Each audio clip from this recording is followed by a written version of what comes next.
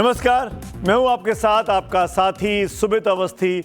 7 बजने वाले और आइए शुरू करते हैं आपका फेवरेट शो चक्रव्यूह। CHAKRAVIEW, एक नई स्पेलिंग, एक नया शो, लेकिन मिजाज वही जो आप देखना चाहते हैं। रोज की तरह आपकी राय के बेसिस पर ही आज का शो हमने तैयार किया है। सबसे पहले चक्रव्यूह का मेन्यू आपको दिखा देता हूं। आज कौन सी 4 स्टोरी हमने आपके सामने पेश की। सबसे पहले बात महाराष्ट्र निकाय चुनाव की। मुंबई में कैसे धुरंधर बन गए हैं देवेंद्र, ठाकरे बंधुओं को कैसे लगाया झटका, यह स्टोरी हमारी पोलिंग में स्टोरी नंबर 1 थी। सेकंड स्टोरी जो हमारे मेन्यू में है, बंगाल में अब SIR पर बवाल शुरू हो गया है। राम रहीम पर क्या है नई तकरार, यह भी आपको बताएंगे। स्टोरी नंबर 3 जो हमारे मेन्यू में आज की थी, किसने किया गुरु का अपमान, दिल्ली से पंजाब तक कैसे मचा है घमासान, यह भी आपको बताएंगे। और चौथी कहानी जो हमारे मेन्यू में है, वो अमेरिकी राष्ट्रपति ट्रंप को मिल गई है नोबेल वाली शांति। अब क्या वो कम बोलेंगे, ये खबर भी आपको दिखाएंगे। लेकिन इन 4 खबरों के नतीजे देखने के बाद कि चक्रव्यूह की पब्लिक क्या बोल रही है, पब्लिक के व्यू में कौन सी स्टोरी लीड बन के आई है और कौन सी स्टोरी लीस्ट बन के आई है, तो शुरुआत करते हैं नीचे से, पायदान नंबर 4 से। बेअदबी पर आतिशी वर्सेस कपिल, जो पूरा मामला चल रहा है आम आदमी पार्टी और भारतीय जनता पार्टी के बीच, एक तकरार चल रही है। 13% लोग इस खबर को देखना चाहते हैं। तीसरे नंबर पायदान पर है ट्रंप को शांति मिल गई है। कौन सी शांति है बताऊंगा डिटेल में आगे चलकर। 15% लोग इस खबर को देखना चाहते हैं। 28% लोग देखना चाहते हैं बंगाल में अब SIR पर बवाल शुरू हो गया है। जिस SIR को लेकर TMC अपनी तारीफ कर रही थी, वो अब बवाल कर रही है, क्यों, जानेंगे आगे। और पहले नंबर पर स्टोरी देवेंद्र भाऊ की है। देवा भाऊ जो कि चुनाव खूब जिताओ, देवा भाऊ मतलब देवेंद्र फडणवीस। 44% लोग इस कहानी को देखना चाहते हैं। नया रिकॉर्ड बन रहा है, BMC में पहली बार BJP का मेयर बनेगा। 44% लोग इस कहानी को देखना चाहते हैं। तो शुरुआत जनता के इस व्यू को सम्मान देते हुए इसी से करते हैं। BMC समेत महाराष्ट्र की 29 नगर पालिकाओं के चुनाव में जिस तरीके से BJP का कमल खिला है, उसके बाद मुंबई की सियासी फिजाओं में एक ही बात गूंज रही है कि देवा भाऊ खूब जिताओ। देवा भाऊ यानी देवेंद्र फडणवीस। देवेंद्र फडणवीस ने साबित कर दिया कि वो समंदर हैं और लौट कर आना जानते हैं और अपनी ताकत दिखाना भी जानते हैं, जैसे समय समय पर समंदर दिखाता रहता है। और ये बाकायदा उन्हीं का ही कोट है। 6 साल पहले उन्होंने कहा था,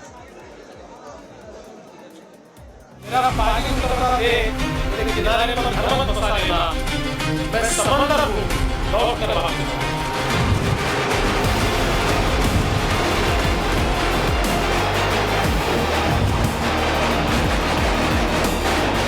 महाराष्ट्र का ये महाविजय महाराष्ट्र की जनता को और हमारे कार्यकर्ताओं को हम समर्पित करते हैं। मुंबई की बात रात को 12 बजे तक ये मतगणना चलती रहेगी और जो फिगर आपके सामने आई है उसमें 100% बदलाव होगी। इस बार राज ठाकरे का अस्तित्व समाप्त हो रहा है। नेक्स्ट इलेक्शन में उद्धव ठाकरे सेना का भी समाप्त होगा।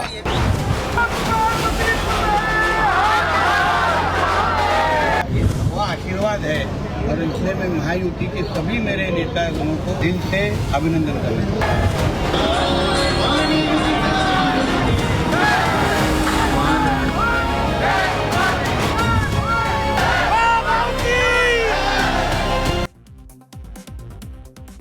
करीब साल भर पहले महाराष्ट्र विधानसभा में जो बहुत बड़ी जीत BJP ने हासिल की थी, आज 1.25 साल के बाद साबित कर दिया कि वो फ्लूक नहीं थी, जमीन पे काम किया गया। देवेंद्र फडणवीस की चुनावी रणनीति की छाप आज हर जगह जीत के रूप में दिखाई दे रही है।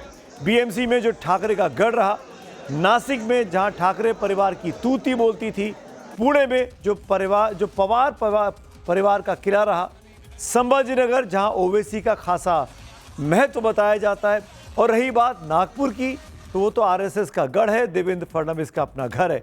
यानी हर जगह देवेंद्र फडणवीस ही छाए हुए हैं, मुंबई से लेकर पूरे 29 जगहों पर जहां पर BJP ने इस बार महानगर पालिकाओं में अपना कमाल दिखाया है। हम आपको दिखाएंगे कि कैसे फडणवीस के चुनावी चाल से सारे विपक्षी एक एक करके मात खाते चले गए। लेकिन पहले आप देख लीजिए कि चुनाव के नतीजे और रुझानों में अब तक सामने क्या क्या आया है। शुरुआत करते हैं रुझान और नतीजों की बारी बारी से। राज्य की कुल 29 महानगर पालिका में बीएमसी समेत 25 में बीजेपी लीड कर रही है। जी हां, जो ताज़ा जानकारी आई है उसके मुताबिक 29 के चुनाव हुए, 25 में बीजेपी लीड कर रही है, जबकि भिवंडी में कांग्रेस आगे चल रही है। परभणी में भी कांग्रेस और उद्धव की शिवसेना का गठबंधन आगे चल रहा है। वसई विरार में बीवीए गठबंधन आगे चल रहा है और मालेगांव में इस्लाम पार्टी सबसे आगे चल रही है। इन चार को छोड़ दें तो 29 में से 25 पर बीजेपी या तो आगे है या बीजेपी का गठबंधन आगे चल रहा है। सबसे बड़ी जीत का शोर देश की सबसे अमीर महानगर पालिका यानी Brihan municipal Mumbai corporation, Brihan municipal Mumbai corporation BMC में दिखाई दे रहा है। यहां पे क्या हो रहा है इसको बता देते हैं। बीएमसी की कुल 227 सीटें रही, इसमें बीजेपी 95 पर नतीजों और रुझान में आगे चल रही है। शिवसेना और शिंदे गुट की बात की जाए जो कि साथ में है बीजेपी के, वो 30 पर आगे चल रही है। ये आंकड़े कुछ देर पहले के हैं, बिल्कुल ताज़ा नहीं है। जैसे कि आंकड़े आते जाएंगे हम इनको अपडेट भी करते रहेंगे।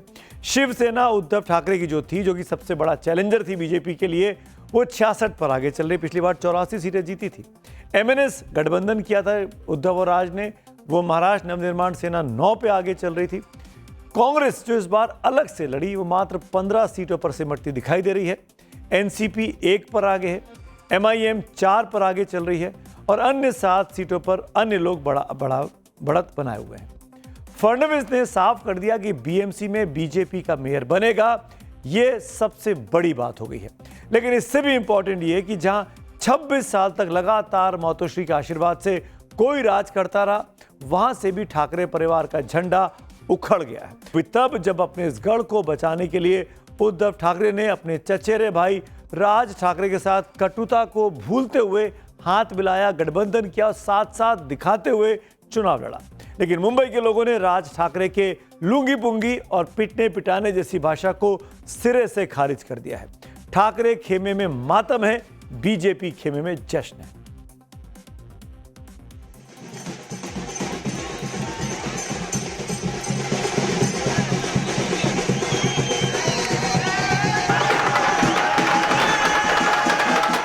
हुए माया नगरी में रंग गुलाल उड़ने लगा, मानो आज ही बसंत पंचमी हो। बीजेपी के कार्यकर्ता ढोल नगाड़ों के साथ जीत का जश्न मनाने सड़कों पर उतर आए तो दूसरी ओर दादर के सेना भवन के सामने सन्नाटा पसर गया। बिल्डिंग में लगी बाला साहब की ये भव्य तस्वीर मानो यही सवाल पूछ रही है कि क्या उनकी विरासत का अब महज तस्वीर में ही वो सिमट कर रह जाएगी। नतीजों के बाद देवेंद्र फडणवीस जब मीडिया के कैमरों के सामने आए तो उनके चेहरे पर एक कॉन्फिडेंस साफ नजर आ रहा था। इसीलिए देवेंद्र धुरंधर बोला गया, धुरंधर देवेंद्र बोला गया। फडणवीस ने महायुति के इस प्रचंड जीत को डेवलपमेंट, गवर्नेंस और जनता के विश्वास की जीत बताया। सुनते हैं। महाराष्ट्र की जनता ने भारतीय जनता पार्टी पर पूर्ण विश्वास दिखाया है। हमारे अध्यक्ष रविंद्र चव्हाण जी के नेतृत्व में महाराष्ट्र का ये महाविजय महाराष्ट्र की जनता को और हमारे कार्यकर्ताओं को हम समर्पित करते हैं। मुंबई में भी एक बड़े विजय की ओर हम जा रहे हैं। यहां पर अभी काउंटिंग चल रहा है, लेकिन जो ट्रेंड्स है उसके आधार पर मैं कह सकता हूं मुंबई में पूर्ण बहुमत हमको मिलेगा। मुंबई में महापौर हमारा महायुति का बनेगा।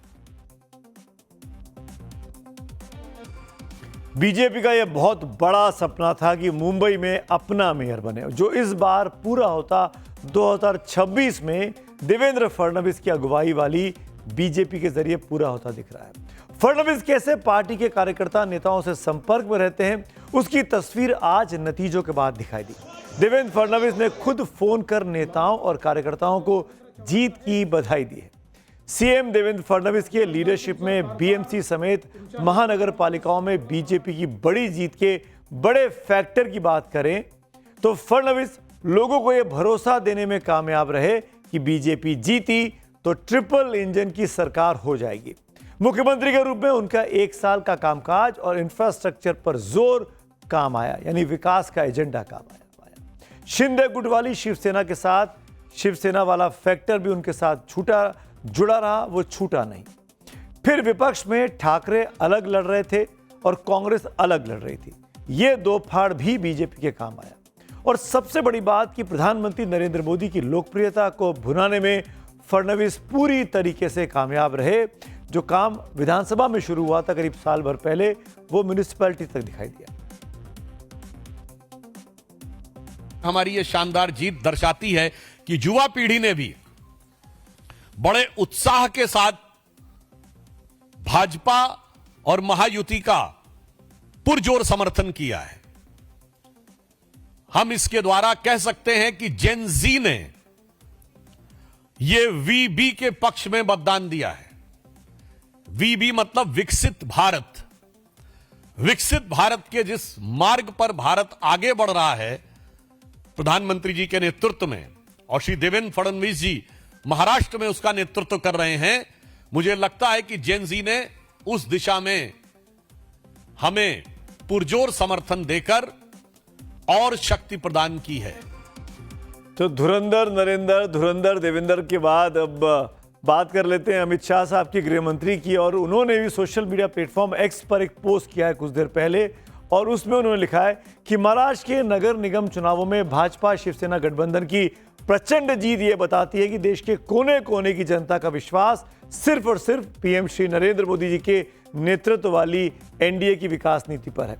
ये ऐतिहासिक सफलता महायुति सरकार द्वारा प्रदेश में किए गए विकास और जन कल्याण के कार्यों पर जनता की मोहर है। इस अपार समर्थन के लिए महाराष्ट्र की जनता का हृदयपूर्वक धन्यवाद, हृदयपूर्वक आभार। मुख्यमंत्री श्री देवेंद्र फडणवीस जी, उप मुख्यमंत्री श्री एकनाथ शिंदे जी, भाजपा प्रदेश अध्यक्ष श्री रविंद्र दास चौहान जी और भाजपा शिवसेना के सभी कार्यकर्ताओं को इस जीत की हार्दिक बधाई। ये अमित शाह का ट्वीट है और भरपूर तारीफ प्रधानमंत्री मोदी के नेतृत्व की करते हुए गृह मंत्री दिखाई दे रहे हैं। बीएमसी समेत महाराष्ट्र के महानगर पालिकाओं में महायुति की प्रचंड जीत के हीरो देवेंद्र फडणवीस को लेकर थोड़ी देर पहले मैंने भी शिवसेना शिंदे के नेता संजय निरुपम से खास बातचीत की और सहयोगियों से जानना चाहा कि इस जीत में जो आज बीजेपी को 29 में से 25 महानगर पालिका मिल रही है, इसमें फडणवीस की भूमिका को वो कैसे आंकते हैं। सुनते हैं संजय निरुपम को। ये बहुत बड़ी उपलब्धि है। एक अरसे से यहाँ पर मैं कह सकता हूँ कि 1985 के बाद से लगातार शिवसेना एक समझ लीजिए कि मुंबई की राजनीति के सेंटर में रही है, जो अनडिवाइडेड शिवसेना थी। आज भारतीय जनता पार्टी उनके पीछे, उनके साथ अलायंस करके किसी तरह से बीजेपी और शिवसेना की सरकार आती रहती थी, लेकिन आज हालात ये हैं कि बीजेपी मुंबई में एक सबसे बड़े दल के रूप में उभर करके आई है। हाँ, जब बीजेपी सबसे बड़े दल के रूप में उभर कर आ रही है, तब निश्चित तौर पर हमारी शिवसेना, शिंदे साहब के नेतृत्व की जो शिवसेना है, उस शिवसेना ने भी उनके साथ अलायंस किया और कहीं ना कहीं हमारा भी बहुत बड़ा योगदान है। लेकिन जहां तक चेहरे की बात है, जहां तक स्ट्रेटेजी की बात है, रणनीति की बात है, तो निश्चित तौर पर फडणवीस जी एक बहुत अच्छे ओरेटर हैं, बहुत अच्छे रणनीतिकार हैं और उनके चेहरे पर मुंबई के लोगों ने वोट तो दिया है, इस बात को स्वीकार करना चाहिए। संजय निरुपम इन दिनों एकनाथ शिंदे वाली शिवसेना में है। वैसे मुंबई में ठाकरे बंधु और एकनाथ शिंदे के बीच मुकाबला 85 सीटों पर था, लेकिन शिंदे की शिवसेना सिर्फ 30 के आसपास सीटें ही जीतती हुई अभी तक रुझानों में दिखाई दे रही है, जो कि बढ़त चल रही है अभी, क्योंकि नतीजे डिक्लेयर नहीं हुए। अब ठाकरे के हाथों से बीएमसी भले फिसल गई हो, लेकिन मुंबई के लोगों के लिए फिलहाल ये लग रहा है कि असली शिवसेना शायद उद्धव ठाकरे के पास है। अभी पूरी तरीके से उनके पास से जनमानस नहीं खिसका है। बीएमसी के बाद अब सबकी नजर जिस महानगर पालिका के नतीजे पर सबसे ज्यादा थी, तो वो है पुणे की महानगर पालिका। यहाँ पर चाचा भतीजा, यानी ये इलाका शरद पवार और अजीत पवार का अपना दबदबे का इलाका है। ये माना जाता है पवार साहब के लिए असली कैपिटल तो यहीं पर है, हर तरीके से कैपिटल। यहाँ पर दोनों चाचा भतीजाओं ने बैर को भूलते हुए हाथ मिला लिए थे, लेकिन हाथ में कुछ आया नहीं। भले ही उन्होंने आपस में दुश्मनी दूर की हो, लेकिन ठन ठन गोपाल ही रहे। पुणे में भी लोगों ने शरद पवार पर भरोसा नहीं किया, अजीत पवार पर भी नहीं किया, जो कि राज्य के उप मुख्यमंत्री हैं। यहाँ भी देवा भाव, यानी मुख्यमंत्री जो है वो उप मुख्यमंत्री पर भारी पड़ गए। आंकड़े देखिए, पुणे महानगर पालिका की 165 सीटों में 134 सीटों के नतीजे और रुझान हमारे सामने हैं। बीजेपी 110 पर आगे चल रही है। एनसीपी के दोनों गुट मिला ले तो मात्र 14 पर आगे चल रहे हैं। कांग्रेस 9 पर है और एकनाथ शिंदे की जो शिवसेना है वो 1 पर आगे चल रही है। उद्धव की शिवसेना और एमएनएस का तो अब तक पुणे में खाता तक नहीं खुला है जब तक हमने ये ग्राफिक्स तैयार किया, जब तक ये कॉपी मेरे पास आई। यानी एक तरफा पुणे में मुंबई बीजेपी ने स्वीप कर लिया है। बीजेपी इस जीत को विकास पर लोगों की मुहर बताती है। भारतीय जनता पार्टी एक ही एजेंडे पे चुनाव लड़ती है, वो है विकास। और इसी विकास के मुद्दे पे माननीय मोदी जी का नेतृत्व हो, देवेंद्र जी का नेतृत्व हो, ये देखकर पुणे की जनता ने जो वोट किया है, मुझे लगता है कि यही हम कह रहे थे कि हम विकास के मुद्दे पे वोट मानते हैं। पुणे का भविष्य क्या है, किसके हाथ में सुरक्षित है, विचार प्रगति और विकास और भविष्य, इस पर मुझे लगता है कि पुणे की जनता ने हम पे विश्वास किया है, मोदी जी के नेतृत्व पे विश्वास किया। तो मुंबई में ठाकरे परिवार का प्रभुत्व खत्म हुआ, पुणे में पवार परिवार का जो प्रभुत्व था वो खत्म हुआ। बात ठाणे की कर लेते हैं। ठाणे वो इलाका जो मुंबई से सटा हुआ है, ग्रेटर मुंबई में आता है। यहाँ पर भी शिवसेना, खासकर बाला साहब ठाकरे की तू थी बोलती थी। 2017 में पुरानी शिवसेना अपने बूते मेयर बनाने की ताकत में थी, लेकिन आज के नतीजों ने यह साबित कर दिया कि यहाँ की जनता एकनाथ शिंदे वाली शिवसेना के साथ है, क्योंकि असली शिवसेना का सिंबल एकनाथ शिंदे के पास है। और तो और खुद एकनाथ शिंदे इसी इलाके से आते हैं। ठाणे के एक ऑटो चालक से जन नेता बनकर उभरे ठाकरे परिवार से अलग होकर एकनाथ शिंदे ने जो शिवसेना खड़ी की, अब चुनाव आयोग ने बात ठाणे के लोगों ने भी उसी को असली शिवसेना माना है। आंकड़े देखिए, ठाणे की 131 सीटों में से 77 के नतीजे और रुझान में शिंदे की शिवसेना 34 में आगे चल रही है। बीजेपी जो कि उसकी घटक साथी थी वो 19 पर आगे थी। उद्धव की शिवसेना 5, एमएनएस 1, शरद पवार की एनसीपी 7, कांग्रेस 2, जबकि अन्य 9 सीटों पर जीत रहे हैं। यानी यहां पर भी जो शिवसेना है वो एकनाथ वाली शिंदे को माना गया, ना कि बाला साहब उद्धव ठाकरे वाली शिवसेना को। बीएमसी चुनाव जीत पर अब बीजेपी के नए नवेले, अभी तो खैर कार्यकारी अध्यक्ष हैं, नितिन नवीन ने भी बधाई दी। नितिन नवीन ने सीएम फडणवीस से फोन पर बात की, प्रदेश बीजेपी अध्यक्ष से भी फोन पर बात की रविंद्र चौहान से, और दोनों को जीत की बधाई दी है। नितिन नवीन के अध्यक्ष बनने के बाद ये पहली बड़ी कामयाबी बीजेपी को मिलती हुई दिखाई दी है। अब औपचारिक तौर पर नितिन नवीन इस महीने की 19 और 20 तारीख को, यानी आज से 4-5 दिन के बाद, बीजेपी के पूर्णकालिक अध्यक्ष के तौर पर कार्यभार संभाल सकते हैं। इन नतीजों ने ठाकरे बंधु की राजनीति पर बड़ा सवालिया निशान लगा दिया है। बोलती बंद है, ना तो उद्धव ठाकरे को कोई रिएक्शन आया और ना ही राज ठाकरे का। सवाल है कि क्या हार के बाद भी दोनों भाई अब एक नाव की सवारी करेंगे या फिर दोनों की राहें फिर जुदा हो जाएंगी। उद्धव के परिवार और पार्टी में क्या हाल है ये भी हम आपको बताएंगे, लेकिन कुल मिलाकर जो रिएक्शन आ रहा है वो इस तरीके का है जहां पर दोनों भाई एक दूसरे के साथ अभी तो हैं, लेकिन कितने दिन रह पाएंगे इस बड़ी हार के बाद ये अभी तय नहीं हो पा रहा है। हालांकि उद्धव ठाकरे की शिवसेना की ओर से हार के बहाने पहले से रेडी थे। एक और बीएमसी चुनाव की काउंटिंग जारी थी। उसी बीच संजय राउत ने बड़ा आरोप लगा दिया कि ईवीएम की गड़बड़ी से लेकर बीएमसी कमिश्नर और बीजेपी के सीनियर नेताओं के बीच मीटिंग के मुद्दे को आपस में बातचीत हुई, जिससे ये लगता है कि पूरे इलेक्शन को मैनिपुलेट किया गया। ईवीएम मशीन बार बार बंद होती रही बहुत से प्रभागों में। जहां राष्ट्रवादी कांग्रेस को बटन दबाया गया है वहां कमल के ऊपर लाइट ऑन होती है। वैसा मशाल का हो गया, वैसा इंजन का हो गया। और चुनाव आयोग के जो लोग हैं उस हमारी शिकायत सुनने को तैयार नहीं। कल शाम को 6 बजे तुरंत ये वोटिंग खत्म होने के बाद मुंबई महापालिका के कमिश्नर और बीजेपी के लोगों में, वरिष्ठ लोगों में एक मीटिंग हो गई। क्यों हो गई? क्यों हो गई? कोड ऑफ कंडक्ट चल रहा है, आचार संहिता चल रही है। आप 1.5 घंटे तक कमिश्नर के साथ बैठते हो और क्या तय करते हो? आज का जो रिजल्ट है वो आपने तय किया। ये बहुत गंभीर बात है। तो आज के बीएमसी समेत तमाम महानगर पालिकाओं के नतीजों ने साफ कर दिया कि महाराष्ट्र की आवाम को बीजेपी पसंद है, नरेंद्र पसंद है, देवेंद्र पसंद है और उन्हीं को वो अपना धुरंधर मानती है। क्या होगा आगे, महाराष्ट्र की राजनीति में कौन कौन से नए राजनीतिक समीकरण बनेंगे, उस पर हमारी नजर बनी रहेगी। अब बात करते हैं महाराष्ट्र से कोसों दूर पश्चिम बंगाल की पूरब की तरफ चलते हैं। बंगाल विधानसभा के चुनाव होने में अभी 2 महीने से भी अधिक का समय बचा है। राम रहीम के बाद अब ममता बनर्जी ने हर हर महादेव के उद्घोष के साथ एक नया मोर्चा खोल दिया है। वहीं दूसरी ओर बंगाल की सड़कों पर चुनावी बारूद फटने लगा है।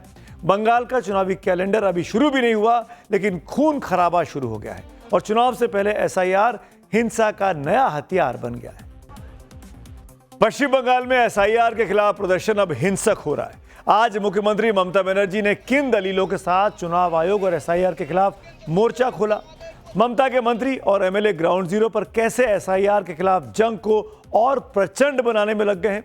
एसआईआर का ड्राफ्ट रोल 2 हफ्ते से पहले ही आ चुका है, लेकिन उसी एसआईआर को लेकर बंगाल के शहर में अब क्यों बवाल मचा है, अब क्यों आग लग रही है, अब क्यों प्रोटेस्ट किए जा रहे हैं। चुनाव से पहले तनाव के पीछे की इनसाइड स्टोरी हैरान करने वाली है।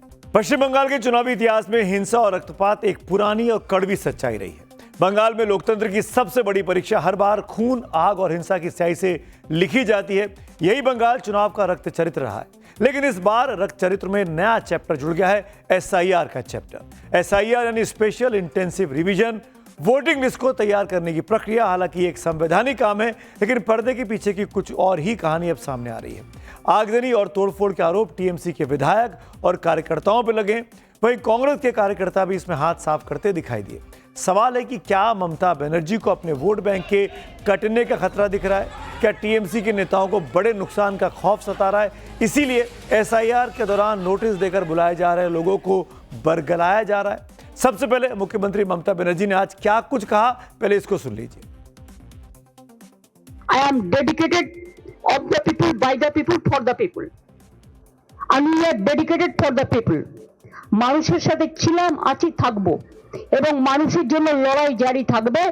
গণতন্ত্রকে প্রতিষ্ঠা করার জন্য, অন্যায়ের বিরুদ্ধে, অত্যাচারের বিরুদ্ধে, স্বৈরাচারীর বিরুদ্ধে, অটোক্রেসির বিরুদ্ধে ডেমোক্রেসি রক্ষা করার জন্য এই লড়াই চলছে এবং চলবে।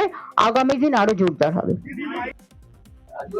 ये शर्म का बात है, बंगाल से बहुत बड़ा बड़ा नेता देश को लीडरशिप दिया, बहुत बड़ा बड़ा नेता, उमेश चंद्र बनर्जी से लेकर नेताजी सुभाष चंद्र बोस, स्वतंत्रता का बाद डॉक्टर विधान चंद्र राय से लेकर बहुत सारे बड़ा बड़ा नेता। ममता बनर्जी का कहना है कि एसआईआर के दौरान लोगों को टारगेट करके परेशान किया गया, जिससे लेकर लोगों में गुस्सा है। लेकिन गुस्सा में सरकारी दफ्तरों को फूंक देना क्या जायज है? अगर एसआईआर के दौरान लोग परेशान हो रहे हैं तो क्या पत्थरबाजी से उनकी परेशानी दूर हो जाएगी? मुर्शिदाबाद के फरक्का में एसआईआर को लेकर भड़की हिंसा तो सियासत से आगे बढ़कर मजहबी रंग लेती जा रही है। फरक्का के बीडीओ ऑफिस में एसआईआर पर सुनवाई के लिए लोगों को बुलाया गया था, लेकिन सुनवाई के दौरान दफ्तर में ही दे दनादन शुरू हो गया। देखिए कैसे तोड़फोड़ की गई, कुर्सियां चली, मारपीट की नौबत आ गई और आरोप लग रहे हैं कि टीएमसी विधायक मंदिरुल इस्लाम ने लोगों को मारपीट के लिए उकसाया, लोगों को भड़काया। टीएमसी के स्थानीय विधायक मंदिरुल इस्लाम की मौजूदगी में ये तमाम हंगामा हुआ। फरक्का के बीडीओ ऑफिस से हिंसा की जो तस्वीरें बाहर आई हैं, उसमें टीएमसी विधायक मंदिरुल इस्लाम साफ साफ नजर आ रहे हैं। सिर्फ अकेले नहीं, अपने समर्थकों के साथ हैं। आरोप लग रहे हैं कि जितनी देर हंगामा हुआ, मंदिरुल इस्लाम बीडीओ ऑफिस में खुद मौजूद रहे। हंगामा इतना बढ़ा कि फरक्का के दर्जनों बीएलओ ने सामूहिक इस्तीफा दे डाला। मारपीट के बाद विवाद बढ़ा तो टीएमसी विधायक मंदिरुल इस्लाम राम रहीम की मजहबी दलीलों के साथ सामने आ गए। রামের যখন নাম শুনছে তখন উনি বলছেন আপনার কিছু লাগবে না, আর রহিমের যখন নাম শুনছে তখন 14 গোষ্ঠীর ওর খতিয়ান চাইছে। এই টিচারিটার নির্বাচন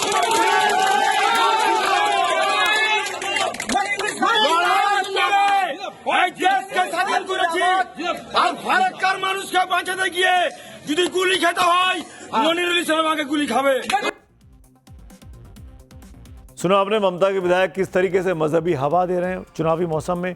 वहीं दूसरी तरफ ममता बनर्जी वोट बैंक को साधने के लिए अब सॉफ्ट हिंदुत्व को आगे कर रही हैं। हर हर महादेव, रक्षा करो महादेव का जय घोष ममता बनर्जी कर रही है। महादेव, रक्षा करो महादेव, हर हर महादेव, रक्षा करो महादेव, हर हर महाकाल, रक्षा करो महाकाल। আজকে সেই মহাকালের মহাতীর্থের শিলান্যাস আপনাদের আশীর্বাদে এবার হবে। अब ये बीजेपी का असर है या वाकई में ममता बनर्जी पब्लिकली हर हर महादेव पहले भी कभी कहती रही हैं? ये एक शोध का विषय है। ममता बनर्जी ने यह जयघोष सिलीगुड़ी में महाकाल मंदिर के शिलान्यास के दौरान किया। करीब 18 एकड़ जमीन पर तैयार हो रहा यह मंदिर उज्जैन के श्री महाकालेश्वर ज्योतिर्लिंग के समान ही जाना जाएगा। कार्यक्रम में साधु संत भी शामिल हुए। ये वही ममता बनर्जी हैं जो जय श्री राम के नारे से इरिटेट होने वाली ममता अब हर हर महादेव का नारा खुलेआम मंच से लगा रही हैं। आगे बढ़ते अगली कहानी की ओर। आज की ए.आर. रहमान संगीत की दुनिया का वो नाम जिसने दक्षिण से लेकर बॉलीवुड की फिल्मों में सुरों को लेकर एक नई उड़ान दी। कहा जाता है कि जब वो कीबोर्ड छूते हैं तो सारे दिल एक साथ धड़कने लगते हैं। लेकिन आज रहमान ने एक बहुत बड़ी बात कही है जिसे सुनकर देश की धड़कनें बढ़ गई हैं। रहमान ऑस्कर जीत चुके हैं। भारत का नाम दुनिया के पटल पर ना काफ़ी ज़्यादा उन्होंने गौरवान्वित किया है। कम बोलते हैं लेकिन आज जो उन्होंने कहा उसकी गूंज दूर तक और लंबे अरसे तक सुनाई देगी। एक विदेशी मीडिया को दिए इंटरव्यू में ए.आर. रहमान ने कहा कि पिछले 8 सालों में हिंदी फिल्म उद्योग में काफ़ी बदलाव आया है। यह सांप्रदायिक कारणों से हो सकता है। मैं दक्षिण का पहला संगीतकार हूं जो हिंदी फिल्म उद्योग में आया और वहां पर सफल हुआ, लेकिन अब कम काम मिल रहा है, जिसका कारण पिछले 8 सालों में हिंदी फिल्म उद्योग में सत्ता का स्थानांतरण और शायद सांप्रदायिक कारण हो गया है। हालांकि यह सीधे तौर पर सामने नहीं आया है। इन दिनों रहमान फिल्म रामायण के लिए काम कर रहे हैं। रहमान फिल्म के गाने, संस्कृत श्लोक और इंडियन क्लासिकल म्यूजिक पर काम कर रहे हैं। लेकिन सवाल यह कि एक तरफ रहमान को रामायण जैसी फिल्मों में काम करने का मौका मिल रहा है तो दूसरी ओर वो काम नहीं मिलने की वजह को सांप्रदायिक कारण बताते हैं। खैर जो भी हो, रहमान बोलेंगे तो सुर्खियां तो बनेंगे ही। लेकिन रहमान के इस बयान ने विपक्ष को सरकार के खिलाफ बोलने का एक और मौका दे दिया है। ए.आर. रहमान बड़ा नाम है और जब वो ये कहते हैं कि काम कम मिल रहा है सांप्रदायिक कारणों से, तो जाहिर तौर पर देश में राजनीति तो गरमाएगी। देखिए, बहुत दुखद है। ये देश के लिए बहुत ख़राब हो रहा है। ये देश के लिए बेहतर नहीं है। देश के अंदर अगर इस प्रकार की भावना जागृत होगी तो निश्चित रूप से ये देश की तरक्की में बाधक होगी। देखिए, हर जगह ये तो फैक्ट्री बना दी है। ये तो फैक्ट्री बना दी है नफ़रत की। इस देश को नफ़रत की आग में क्यों जलाना चाहते हैं? बहुत खूबसूरत देश था। जंग आज़ादी की लड़ाई जिन्होंने लड़ी उन्होंने बड़ा ख्वाब देख करके देश को बनाया था। इन्होंने सब बर्बाद कर दिया। मुझे लगता है कि ए.आर. रहमान जी के आरोप में तथ्य नहीं है, क्योंकि फिल्म इंडस्ट्री में मुस्लिम कम्युनिटी के बहुत सारे कलाकार भी है। सलमान खान है, शाहरुख खान है, आमिर खान है। ऐसे लोगों को यहाँ के मराठी लोग हो या सब लोग इंडियन लोग हैं उनको पसंद करते हैं। इसीलिए मतलब ए.आर. रहमान को वो मुस्लिम है इसीलिए कोई काम नहीं मिल रहा, ऐसा नहीं है। मतलब इसके पहले तो उनको अनेक फिल्मों में उनको संगीत का। अब बढ़ते अगली कहानी की ओर। मध्य प्रदेश के बैतूल के ढाबा गांव में एक निजी स्कूल के भवन पर ग्राम पंचायत की बुलडोजर कार्रवाई से सियासी बवाल मचा हुआ है। दरअसल गांव के ही अब्दुल नईम अपने खर्चे पर 20 लाख रुपए की लागत से एक स्कूल के भवन का निर्माण करा रहे थे। अफवाह फैल गई कि स्कूल की आड़ में मदरसा बनाने की साजिश चल रही है, जिसके बाद स्कूल भवन को अवैध निर्माण मानते हुए ग्राम पंचायत ने बुलडोजर चलाकर कुछ हिस्सों को जमींदोज कर दिया। नईम का कहना है कि जब पूरे गांव में 3 ही मुस्लिम परिवार हैं तो मदरसे वाला आरोप तो सरासर गलत है।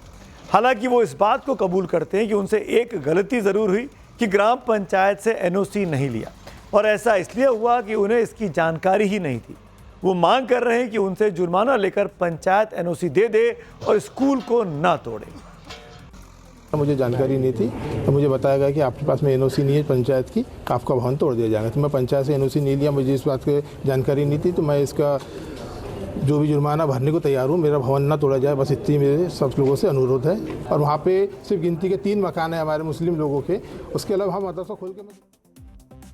मध्य प्रदेश के इस मामले पर दिल्ली में राजनीति हुई। कांग्रेस के नेता पवन खेड़ा ने इसको मुद्दा बना दिया। सुनते हैं उनको।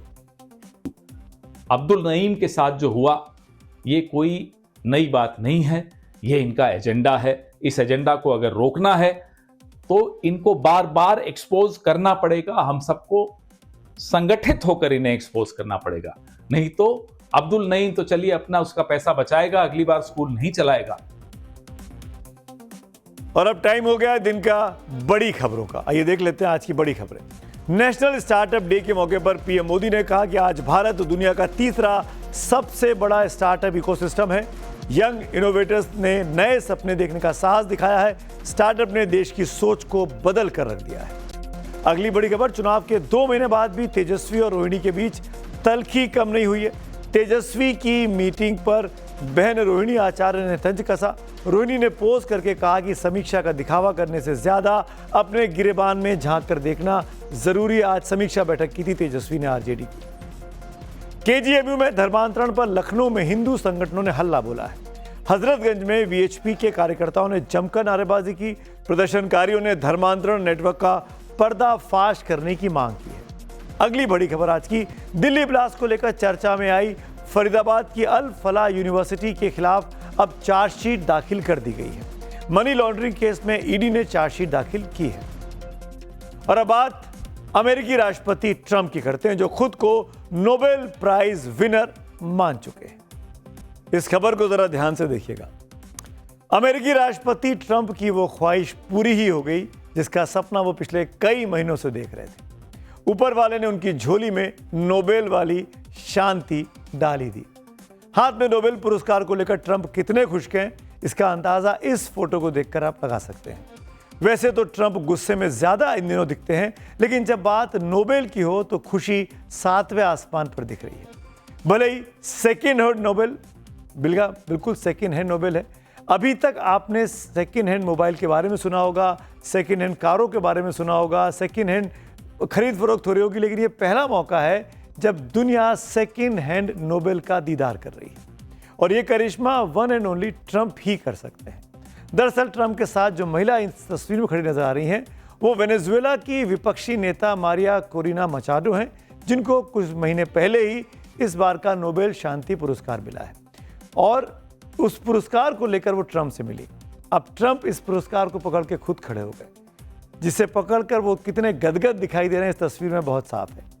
इसी नोबेल को जीतने के लिए ट्रंप ने पूरी ताकत, यानी नोबेल पीस प्राइज को जीतने के लिए ट्रंप ने पूरी ताकत दुनिया में लगा रखी है। ट्रंप बार बार नोबेल पाने की जुगाड़ भिड़ा रहे हैं। वो कह रहे थे कि वो एक पीस मेकर होने के नाते उन्हें ही नोबेल शांति पुरस्कार दिया जाना चाहिए, लेकिन पुरस्कार उनके बजाय वेनेजुएला की विपक्षी नेता मारिया कोरिना मचाडो को मिला। इस फोटो में मारिया ट्रंप के साथ खड़ी दिखाई दे रही हैं। ये अलग बात है कि ट्रंप भले ही नोबेल प्राइज ना जीत पाए हो खुद, लेकिन मारिया ने ट्रंप को नोबेल प्राइज की खुशी का एहसास जरूर दिला दिया। व्हाइट हाउस में मुलाकात के बाद ट्रंप ने वेनेजुएला की नेता की जमकर तारीफ की और कहा कि मेरे काम से खुश होकर उन्होंने अपना शांति पुरस्कार मुझे सौंपा है। ट्रंप ने अपने सोशल मीडिया प्लेटफॉर्म ट्रुथ पर लिखा कि वो एक अद्भुत महिला है जिन्होंने बहुत कुछ सहा है। उनका मुझे मेडल देना आपसी सम्मान का एक बेहद खूबसूरत संकेत है। राष्ट्रपति डोनाल्ड ट्रंप और मारिया कोरिना के बीच ये पहली मुलाकात थी जो व्हाइट हाउस के प्राइवेट डाइनिंग रूम में लंच के दौरान हुई। मचाडो ने मीडिया से बात करते हुए कहा कि उन्होंने राष्ट्रपति ट्रंप को नोबेल शांति पुरस्कार का मेडल दिया। उन्होंने इसे वेनेजुएला और अमेरिका के बीच साझे लोकतंत्र का एक संकेत बताया है। मारिया मचाडो ट्रंप एडमिनिस्ट्रेशन के साथ एक गहरा समन्वय और तालमेल स्थापित करने की कोशिश कर रही हैं। वो अपोजिशन पार्टी की नेता हैं और जाहिर है कि वर्तमान समय में वेनेजुएला के जो हालात हैं, ऐसे में वो इस बात की ज़रूर अपेक्षा कर रही हैं कि आने वाले समय में उन्हें सत्ता हासिल हो। वेनेजुएला के राष्ट्रपति को ट्रंप की सेना उठाकर वेनेजुएला से अमेरिका ले आई है। और ये जो महिला थी मचाडो, ये उनकी धुर विरोधी है, अपने देश से निष्कासित हैं और वहाँ पे लड़ रही थी अपने देश की आज़ादी के लिए, और इसीलिए ट्रंप और उनके बीच ये दोस्ती दिखाई दे रही है। डोनाल्ड ट्रंप को भले ही उधार के नोबेल से शांति मिल गई हो, लेकिन ट्रंप के लिए असली नोबेल चांद तारे तोड़ लाऊं जैसे कस्मों की तरह है। 2018 में भी उनका नाम इस लिस्ट में था, मगर तब भी अरमान अधूरे रह गए थे और इस बार भी ट्रंप का वो सपना पूरा नहीं हो पाया जिसके लिए उन्होंने ज़बरदस्त फील्डिंग की थी। ट्रंप का नाम Pakistan, Israel, Azerbaijan, Armenia, Cambodia, Rwanda और गैबोन जैसे 7 देशों ने नॉमिनेट किया कि उनको नोबेल पीस अवार्ड मिलना चाहिए। कुछ अमेरिकी सांसदों ने भी उनके नाम का प्रस्ताव रखा था। दुनिया में 8 युद्ध रुकवाने का दावा करने वाले ट्रंप सोशल मीडिया से लेकर ऑन कैमरा कई बार नोबेल की दावेदारी पेश कर चुके हैं, लेकिन ट्रंप को कौन समझाए कि नोबेल पुरस्कार शांति के लिए मिलता है, ना कि युद्ध भड़काने के लिए। यूक्रेन रूस युद्ध हो या फिर इजराइल ईरान वॉर हो या फिर इजराइल और हमास की लड़ाई हो, ऐसे न जाने कितने उदाहरण हैं जिन पर ट्रंप ने सिर्फ पेट्रोल डालने का काम किया है। अभी ईरान में जिस तरह ट्रंप प्रदर्शनकारियों को भड़का रहे हैं, खामेनेई को लगातार धमका रहे हैं। आप ही बताइए, ऐसे में कौन ट्रंप को नोबेल का शांति पुरस्कार दे सकता है? आप भले ही अमेरिका के राष्ट्रपति हों, वेनेजुएला के स्वयंभू एक्टिंग प्रेसिडेंट बन गए हों, लेकिन ट्रंप साहब, इतिहास गवाह है कि नोबेल कमेटी ऐसे लोगों को सम्मानित करती है जो संघर्षों को खत्म करे, ना कि उन्हें हवा दे। शायद इसीलिए नोबेल कमेटी ने शांति की किताब में ट्रंप का नाम फिलहाल लिखा ही नहीं है, क्योंकि वहां स्याही नहीं, समझदारी चलती है। भले ही ट्रंप बार बार नोबेल के लिए अपने दावेदारी दिखाते रहे हों, लेकिन दुनिया ऐसा नहीं मानती है। सवाल यह है कि नोबेल के लिए ट्रंप किसी भी हद तक जाने के लिए तैयार क्यों है? क्यों Nobel peace prize Donald Trump की दिली ख्वाहिश है? ट्रंप की इस हसरत का एक पन्ना अमेरिका के पूर्व राष्ट्रपति बराक ओबामा से सीधे तौर पर जुड़ा हुआ है। ओबामा और ट्रंप दो अलग अलग पार्टियों के नेता हैं, एक डेमोक्रेट है, एक रिपब्लिकन है। ओबामा को 2009 में नोबेल मिल गया था। तब ओबामा को अमेरिका का राष्ट्रपति बने मात्र 8 महीने हुए थे। ओबामा को जब नोबेल का शांति पुरस्कार मिला तो इसकी बहुत ज़्यादा चर्चा हुई और ये कहा गया कि नोबेल कमेटी ने बहुत जल्दबाजी में ओबामा को नोबेल पीस प्राइज दे दिया। ट्रंप को लगा कि ओबामा को जब राष्ट्रपति बनने के 8 महीने में बिना कुछ किए, ये ट्रंप का मानना है कि बिना कुछ किए नोबेल मिल सकता है, तो उनको क्यों नहीं मिल सकता है। ये बात उन्होंने ऑन कैमरा कही थी। 1975 में एक फिल्म आई थी दीवार, आप में से बहुत से लोगों ने देखी होगी। इसमें अमिताभ बच्चन अपने भाई शशि कपूर से पूछते हैं, आज मेरे पास बंगला है, गाड़ी है, बैंक बैलेंस है, तुम्हारे पास क्या है? इस पर शशि कपूर जवाब देते हैं, मेरे पास माँ है। लेकिन तब के शशि कपूर की जगह अगर आज के ट्रंप होते तो जरूर कहते, मेरे पास नोबेल है, भले ही फिर वो सेकेंड हैंड ही क्यों ना हो। दरअसल राष्ट्रपति ट्रंप को कमाने और छीनने में फर्क समझना पड़ेगा। नोबेल किसी भी शख्स की, आपकी कमाई की कहानी है, लेकिन आज जो ट्रंप ने किया उसे क्या कहेंगे, आप खुद सोच लीजिए। आगे बढ़ते अगली कहानी की ओर। सिख गुरुओं की बेअदबी का मुद्दा और भी जोर पकड़ रहा है। बीजेपी लगातार इसे लेकर आम आदमी पार्टी के खिलाफ हल्ला बोल रही है। आज चंडीगढ़ में बीजेपी नेता कानून व्यवस्था और सिख गुरुओं के अपमान के मुद्दे को लेकर सड़क पर उतरे और सरकार के खिलाफ जमकर नारेबाजी की। पंजाब बीजेपी के अध्यक्ष सुनील जाखड़, कार्यकारी प्रदेश अध्यक्ष अश्विनी शर्मा समेत बीजेपी कार्यकर्ता सड़कों पर थे। बीजेपी नेता मुख्यमंत्री भगवंत मान के आवास की तरफ बढ़ रहे थे। उस दौरान पुलिस ने उन्हें रोककर हिरासत में ले लिया। दरअसल पूरा मामला दिल्ली से जुड़ा हुआ है। पूर्व मुख्यमंत्री और नेता प्रतिपक्ष दिल्ली में आतिशी पर दिल्ली विधानसभा में सिख गुरुओं पर कथित अपमानजनक टिप्पणी का आरोप लगा। इस मामले में दिल्ली विधानसभा सचिवालय ने आतिशी के खिलाफ नोटिस जारी किया हुआ है और 19 जनवरी तक इस पर जवाब भी मांगा है। उधर बीजेपी ने दिल्ली के कई इलाकों में आतिशी के खिलाफ पोस्टर लगा दिए हैं, जिसके बाद आम आदमी पार्टी ने भी मंत्री कपिल मिश्रा पर सिख गुरुओं का अपमान करने का आरोप लगाया, साथ ही माफी मांगने की मांग की है। इस मामले में दिल्ली सरकार में मंत्री कपिल मिश्रा के खिलाफ पंजाब पुलिस ने एफआईआर दर्ज कर ली है। जालंधर की कोर्ट ने भी इस मामले में बड़ा फैसला सुनाते हुए सभी सोशल मीडिया प्लेटफॉर्म से आतिशी का वीडियो हटाने के आदेश दिए हैं। कोर्ट ने माना कि सोशल मीडिया पर वायरल हो रहे वीडियो से छेड़छाड़ की गई है, जिसके बाद आपके नेता बीजेपी पर हमलावर हैं। उनका साफ कहना है कि कपिल मिश्रा ने एक फेक वीडियो पोस्ट किया और गुरुओं का अपमान करने की कोशिश की, लेकिन उनकी साजिश बेनकाब हो गई। फर्जी वीडियो डालकर जिस तरीके से गुरुओं की बेअदबी करने का प्रयास किया था, वो साजिश पूरी तरह से बेनकाब हो गई है। जालंधर कोर्ट के आदेश में बिल्कुल स्पष्ट तौर पर यह कहा गया है कि फॉरेंसिक जांच में कपिल मिश्रा का पोस्ट किया हुआ वीडियो जो उन्होंने एक्स पर पोस्ट किया था, वो डॉक्टर्ड पाया गया। तो उस वीडियो को तुरंत प्रभाव से सारे सोशल मीडिया प्लेटफॉर्म से हटाने का आदेश कोर्ट ने जारी किया है। और अब चक्रव्यूह में वक्त हो गया है पब्लिक व्यू का, यानी आपके सेंटिमेंट्स को दिखाने का। पहला पोस्ट ऋषभ मिश्रा का है। ममता बनर्जी पर लिखते हैं, ममता बनर्जी अभी तक एसआईआर में ही उलझी हुई हैं। वो अभी तक एसआईआर की गुत्थी नहीं सुलझा पा रही और चुनाव जीतने के लिए जोर लगा रही है। अगला पोस्ट लेता हूं, ये प्रिया तिवारी जी का है। ये लिखती हैं कि फर्जी वीडियो विवाद पर जालंधर कोर्ट के फैसले के बाद बीजेपी और कपिल मिश्रा को माफी मांगनी चाहिए। अगला पोस्ट है शंकर सिंह बिष्ट प्रधान का और ये लिखते हैं, भीख में ही सही डोनाल्ड ट्रंप की नोबेल शांति पुरस्कार पाने की इच्छा पूरी हुई, अब अमेरिका की गुंडई का अंत होगा। तो ये कुल मिलाकर सबके सेंटिमेंट, सबके व्यूज हमने दिखाने की कोशिश की। तो आज मेरे साथ चक्रव्यूह में इतना ही। अब आपसे मुलाकात कल शाम होगी चक्रव्यूह स्पेशल के साथ शाम को 6:57 पर जरूर जुड़िएगा हमारे साथ। एक खास पेशकश लेकर हम हाजिर होंगे। तब तक के लिए शुक्रिया, शुभ रात्रि।